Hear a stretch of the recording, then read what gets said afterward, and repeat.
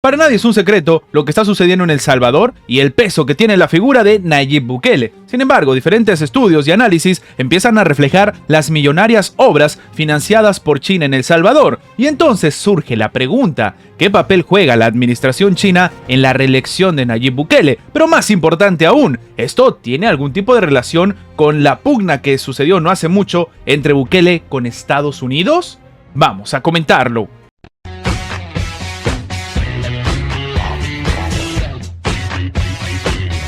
Una colosal urna de cristal de 7 pisos y bordes sinuosos iluminada las 24 horas del día. Por su diseño, la Biblioteca Nacional de El Salvador encajaría más en Silicon Valley o en la ciudad de Londres, pero está en el corazón de la capital salvadoreña, en contraste con el Palacio Nacional de estilo neoclásico y la catedral. Es quizás el símbolo más literal de un país renovado que está presumiendo tras 5 años de la presidencia de Nayib Bukele, cuya principal política es la pacificación, que en este caso tomamos como referencia el país que era el más violento de América Latina con su exitosa y polémica guerra a las pandillas. Otra vez, el candidato a encabezar el ejecutivo, Nayib Bukele, a quien como buen ex publicista no se le escapa el poder de imagen potente, la inauguró el 14 de noviembre, en plena campaña para los comicios generales que se están llevando a cabo precisamente ahora, 4 de febrero, en lo que se anticipa en un triunfo incluso con porcentajes por encima del 90%.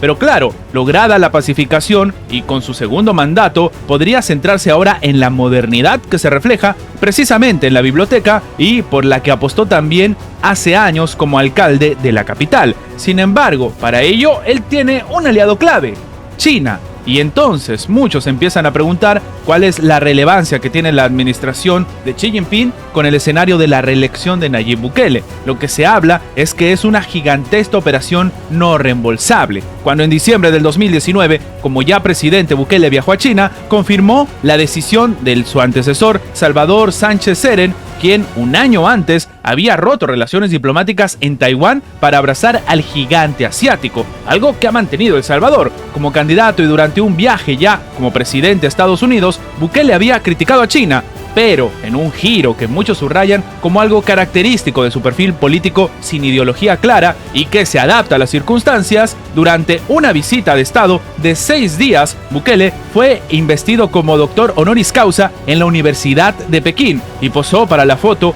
junto a su homólogo Xi Jinping. Y, en este caso, tras todo lo que sucedió, anunció que se había aprobado una gigantesca operación no reembolsable a El Salvador, que más adelante se cifraría en $500 millones.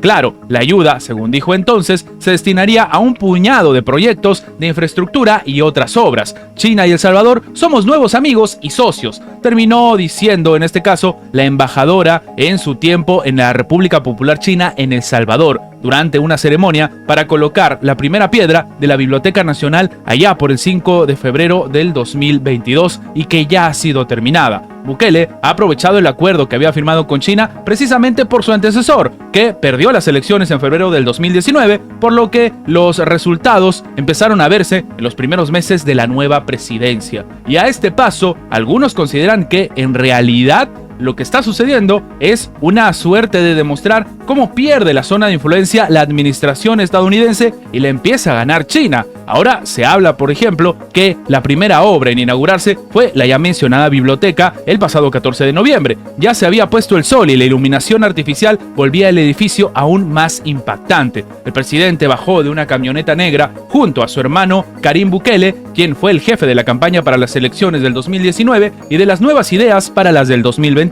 y que, sin ostentar algún tipo de cargo político, ha tenido un papel bastante activo en las relaciones del ejecutivo salvadoreño y de China, lo cual estaría demostrando pues que en este caso lo que significa la victoria de Nayib Bukele significaría en parte la victoria de las relaciones entre China y El Salvador, algo que es un dolor de cabeza. No por gusto entonces tenemos la imagen de los republicanos que hace unos días decían que había que intervenir en El Salvador para que tengan elecciones justas. Ahora sabemos qué hubo detrás de estos ataques por parte de diferentes funcionarios estadounidenses contra Nayib Bukele. el alto representante de la Unión Europea para Asuntos Exteriores y la Política de Seguridad, Josep Borrell, ha celebrado el día de hoy que Estados Unidos esté analizando opciones para la creación de un Estado palestino, algo que hemos comentado en anteriores videos. Él mismo dice que esto es una buena señal de compromiso de Estados Unidos, que busca una solución al conflicto sobre la base de los dos estados, algo que no está haciendo precisamente Benjamín Netanyahu.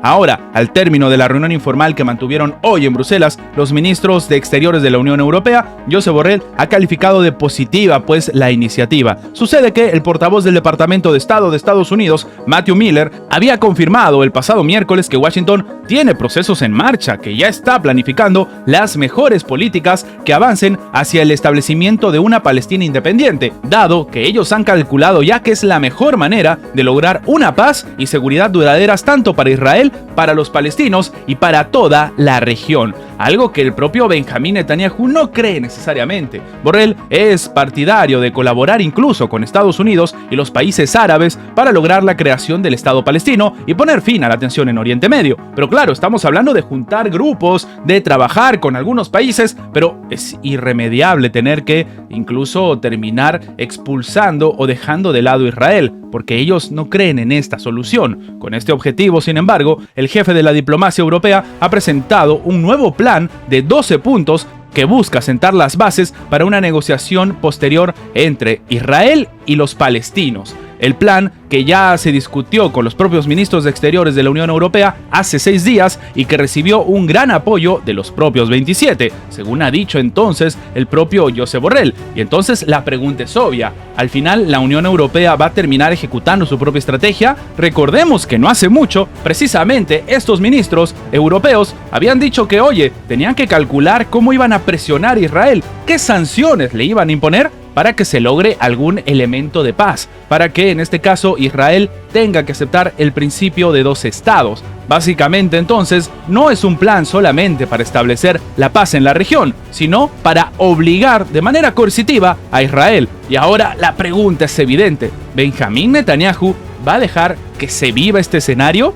¿Va a dejar que le metan presión, ya sea de Estados Unidos o ya sea de los europeos? Me gustaría saber su opinión abajo en los comentarios. Antes de terminar, los invitamos a que se hagan miembros del canal para que, además de tener acceso a la pestaña de comunidad donde publicamos muy a nuestro estilo las diferentes situaciones que suceden en la geopolítica actual con diferentes artículos y, como siempre, sin seguir ninguna agenda como hacen algunos medios tradicionales, también van a tener acceso previo a poder ver los videos antes de su publicación en las horas normales, en una forma de agradecerles a todos los que hacen posible el mantenimiento de este proyecto. De nuevo, por solamente $1.99 tienen estas ventajas en forma de agradecimiento por apoyar a mantener este proyecto. Sin más que agregar, nos vemos en la próxima.